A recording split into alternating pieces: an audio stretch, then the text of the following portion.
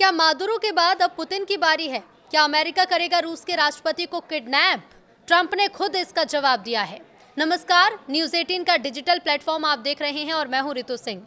Donald Trump के आदेश के बाद अमेरिका ने वेनेजुएला पर हमला किया था। इस हमले के बाद निकोलस मादुरो को अमेरिका अपने साथ ले गया। अब पूर्व राष्ट्रपति के खिलाफ ड्रग तस्करी समेत अन्य मामलों में मुकदमा चल रहा है। वेनेजुएला पर हमले के बाद अमेरिका ने एक रूसी जहाज को भी पकड़ लिया।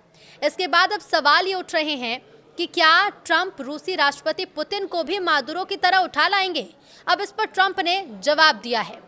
वेनेजुएला पर हमला करके अमेरिका राष्ट्रपति निकोलस मादुरो को उठा ले गया। इसके बाद सवाल उठ रहे हैं कि क्या अमेरिका रूस के खिलाफ कुछ ऐसा कर सकता है? अब इसे लेकर खुद अमेरिका के राष्ट्रपति डोनाल्ड ट्रंप ने सफाई दी है। उन्होंने रूस के राष्ट्रपति व्लादिमीर पुतिन को पकड़ने या उनके खिलाफ किसी भी तरह के सैन्य मिशन की संभावना को सिरे से खारिज कर दिया है। अमेरिकी ऑपरेशन के बाद ये सवाल उठाया गया था कि क्या अमेरिका भविष्य में दूसरे देशों के नेताओं के खिलाफ भी ऐसी कार्रवाई कर सकता है।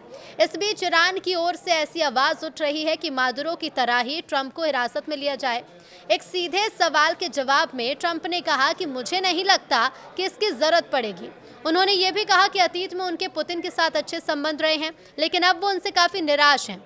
ट्रंप का ये बयान ऐसे समय में आया जब अमेरिका की विदेश नीति आक्रामक रुख की ओर बढ़ती नजर आ रही है।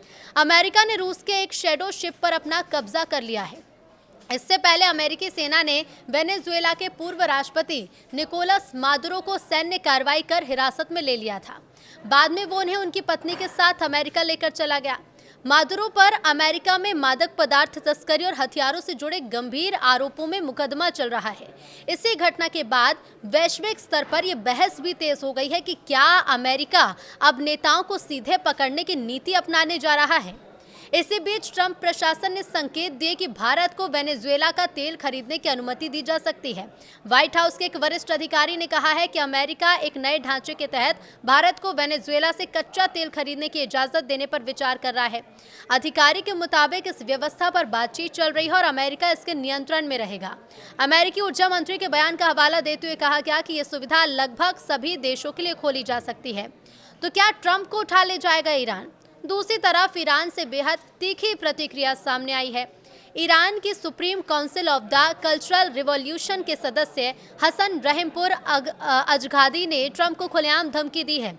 उन्होंने कहा है कि अमेरिका ने जिस तरह से मादुरो को पकड़ा, ईरान को भी ट्रंप के साथ वैसा ही व्यवहार करना चाहिए। अजगादी ने यहां तक कहा कि ट्रंप को कीमत चुकानी होगी और जरूरत पड़ी तो अमेरिका के भीतर भी ऑपरेशन किए जा सकते हैं। अब उनके बयान को ईरान और अमेरिका के बीच बढ़ते तनाव के रूप में देखा जा रहा है, खासकर तब जब ईरान में महंगाई और आर्थिक संकट के खिलाफ बड़े पैमाने पर प्रदर्शन चल रहे हैं। रिपोर्ट के मुताबिक प्रदर्शनकारियों पर फायरिंग में 200 से ज्यादा लोगों की मौत हो चुकी है।